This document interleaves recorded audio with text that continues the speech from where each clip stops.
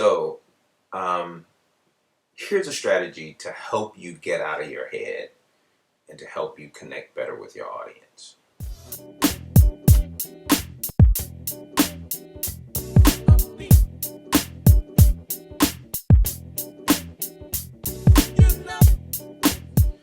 So, I think in the first season, in the last season, it feels like forever ago, but I feel like we talked about creating a writing team or a writer circle, right? That that that these are the people that you talk to help you craft your content, right? To help you to develop it. And these are people who are excellent communicators themselves, who are going to help you critique and curate and create quality content, right? But then one of the things that you definitely need when we're talking about audience, you definitely need, so you need a writer circle, but you need a listener circle, right?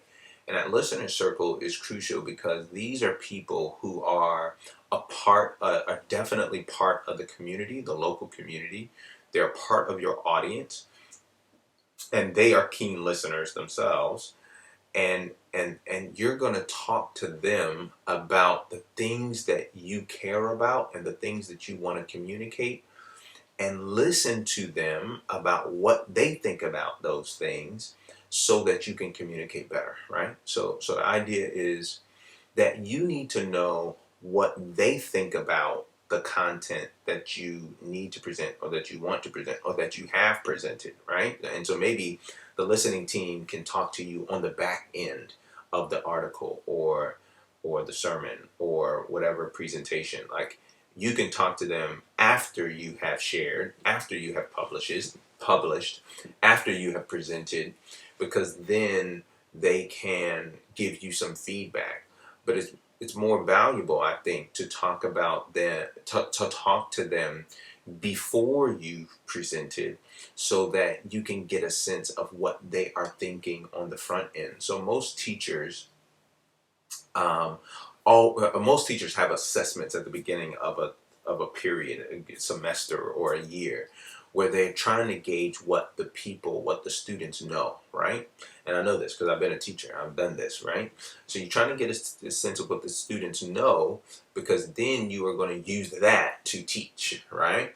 And that's what we got to do better at. We kind of got to do this assessment work.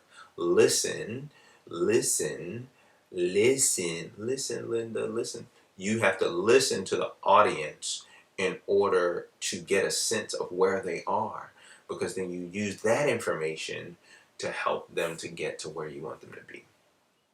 That's important. So you listen, create your little listening team. This is a listener circle. There's a small group of people within the community who are trusted, who are careful listeners themselves, who are sharp thinkers, that can help you to craft and to understand the direction that you need to take the content so that it's most effective. All right. So I want you to drop me some questions, ideas, thoughts, insights, um, comments, and let me know what you think. All right. And I'll be sure to bring it back to Think and Share. Listen, man, it's been 2 years now that we've been doing this, and I'm happy to share with you, um, information that hopefully is valuable to you and that you can use to be a better communicator and to create quality church content.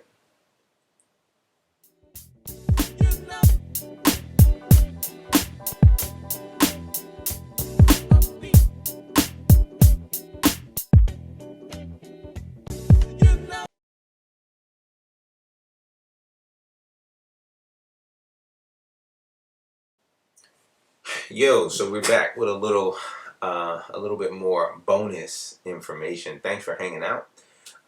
Thanks for being with me these last 2 years, and I want to create more content to help you to create more quality content. And so I'm thinking that next time we get together, we need to talk about this, but I want to give you this as a bonus right now. I want you to be intentional and strategic about writing everything down. I want you to write everything down. And if you're like me, when you speak with with an outline. You don't speak with a manuscript. And this is all about style, right? This is all about style, and more so than style, it's your own makeup, your own voice, your own preference, your approach. It's how you engage, right?